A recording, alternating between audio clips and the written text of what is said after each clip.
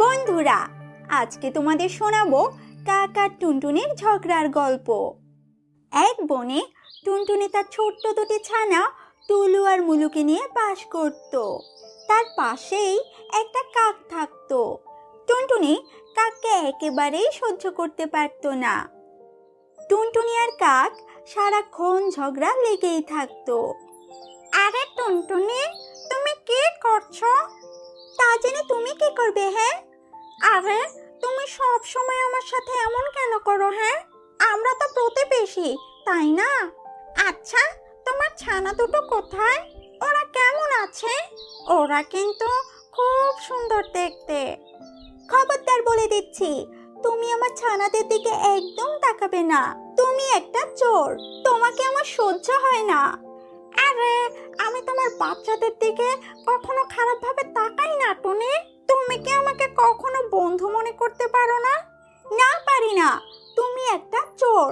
চলে যাও এখান থেকে, আর কখনো আসবে না। টুনটুনির এমন আচরণে কাক খুব মন খারাপ করে চলে যায়। কিছুদিন পর বর্ষাকাল আসবে, তাই টুনটুনিকে বেশি করে খাবার দানা সংগ্রহ করতে হবে। তোমরা দুজন টুলুমুলু, তোমরা তো খুব ছোট, তোমরা কথাও বলতে পারো না আর উঠতেও পারো না। তোমরা বাসাতেই থাকবে কেমন? আমি খাবার দানা খুঁজতে গেলাম। টুনটুনি অনেক দূরে খাবার দানা আনতে যায়, তাই তার বাড়ি ফিরতে একটু দেরি হয়ে যায়।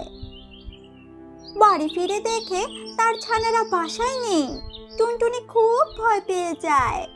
এ কি, আমার ছানা কোথায় গেল? টুলুমুলু, কোথায় গেলি তোরা বাছা? এদিকে আয়। অনেক চিৎকার করেও টুনি তার ছানাদের আশেপাশে দেখতে পায় না। কাক, আমি জানি কাক আমার ছানাদের চুরি করেছে, আমি ওকে ছাড়বো না। তারপর টুনি কাকের বাড়ির সামনে যায় আর জোরে জোরে ডাকতে থাকে, এই কাক, কাক, কোথায় তুই? বেরিয়ে আয় বলছি। আরে টুনি, এভাবে কেন ডাকছ? কি হয়েছে? আমার ছানা কোথায়? তুই আমার ছানা চুরি করেছিস? আমার সাথে কথাই পারিস না, তাই আমার ছানা চুরি করলি? তুই দেখতে যেমন কালো, তোর মনটাও এমন কালো। এসব কি বলছো টুনি? আমি তোমার ছানা নেইনি, তুমি আমার ভুল বুঝো না। আমি তোমার ছানাদের খুব ভালোবাসি টুনি। দেখো কাক, তুমি যদি আমার ছানাদের ফিরিয়ে না দাও, আমি রাজামশাইয়ের কাছে নালিশ করব। আরে টুনি, আমি তো ছানা নেইনি বোন, তাহলে আমি তোমার ছানা কোথা থেকে ফিরিয়ে দেব বলো? কাক অস্বীকার করায় টুনি গেল পাখির রাজা ঈগলের কাছে আর কেঁদে কেঁদে জোরে জোরে ডাকতে থাকে, রাজামশাই, রাজামশাই, আপনি বাড়ি আছেন? আপনি একটা বিচার করুন। আরে টুনি বউ, কেঁদো না তো, কি হয়েছে আমায় বলো। দুষ্ট কাক আমার ছানাদের চুরি করেছে, আপনি আমার ছানাদের এনে দিন, ওরা ছাড়া আমার আর কেউ নেই। কি, কাকের এত বড় সাহস? এই, কে কোথায় আছিস? যা কাককে ডেকে নিয়ে আয়। তারপর দুটি পাখি কাকের বাড়ি যায় আর কাককে ডেকে নিয়ে আসে। কি হলো রাজামশাই, আমাকে ডেকেছেন? তুই টুনি বউয়ের ছানা চুরি করেছিস? না রাজামশাই, টুনি আমার ভুল বুঝছে। ও কখনোই আমায় পছন্দ করে না, তাই আমায় সন্দেহ করছে। মিথ্যে কথা রাজামশাই, ও আমার সাথে কথাই পারে না, তাই আমার ছানা চুরি করেছে। ওর আমার ছানাদের উপর চোখ পড়েছিল। এই, কে কোথায় আছো? যাও কাককে বন্দি করে রাখো। আর যতক্ষণ না ও বলছে ছানা কোথায় রেখেছে, ওকে কেউ ছাড়বে না, আর ওকে কেউ কিছু খেতেও দিবে না। রাজামশাই, আমি জানি না ছানা কোথায়, আমার কথা বিশ্বাস করুন, আমি ছানা নেইনি। কেউ কাকের কথা শুনলো না। কাককে বন্দি করে রাখা হলো আর তাকে কেউ কোনো খাবার দিল না। টুনি বউ, তুমি এখন বাড়ি যাও, আমি ছানার খবর পেলে তোমায় জানাবো। তারপর টুনি বাড়ি ফিরে এলো।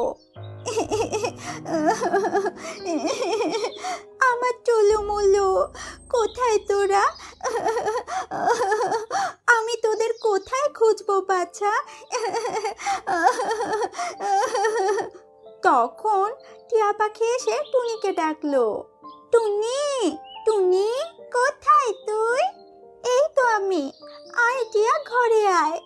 আরে, আমার সাথে তাড়াতাড়ি চল। আমি তোর ছানাদের দেখেছি, পাশের ঝোপে পড়ে আছে। তারপর টুনিও টিয়া সেই ঝোপে যায় আর ছানাদের খুঁজে পায়। আমার চুলুমুলু, তোরা এখানে কেমন করে এলি বাছা? আমি তোদের কত খুঁজেছি, মা কত ভয় পেয়েছি বলতো। আমার মনে হয় বাতাসে ওরা এখানে এসে পড়েছে। হায় হায়, আমি কাক ভাইকে ভুল বুঝেছি। ওকে কত কষ্ট দিলাম আমি।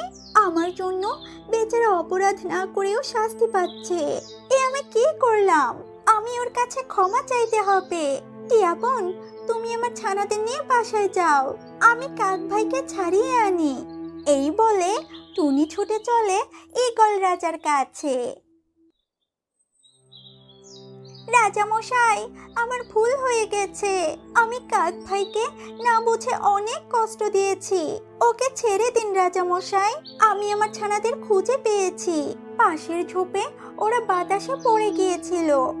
এই, কাককে ছেড়ে দে তোরা। তারপর কাককে ছেড়ে দিল। অনেকক্ষণ বন্দি অবস্থায় থাকায় আর খাবার না পেয়ে কাক খুব অসুস্থ হয়ে পড়েছে। কাক, তুমি অকারণেই শাস্তি পেলে, আমাকে ক্ষমা করে দিও। আমি আরো বিচক্ষণ হওয়া দরকার। কাক ভাই, আমাকে মাফ করে দাও। আমি না বুঝে তোমায় অনেক কষ্ট দিয়ে ফেলেছি। টনি বোন, কখনো সন্দেহ করে সিদ্ধান্ত নেওয়া ঠিক নয়। আমাকে ক্ষমা করো কাক ভাই, আমি লজ্জিত। তারপর কাক টুনিকে মাফ করে দেয়। এরপর থেকে কাক আর টুনি কখনো ঝগড়া করেনি। ওরা মিলেমিশে বাস করতে থাকে।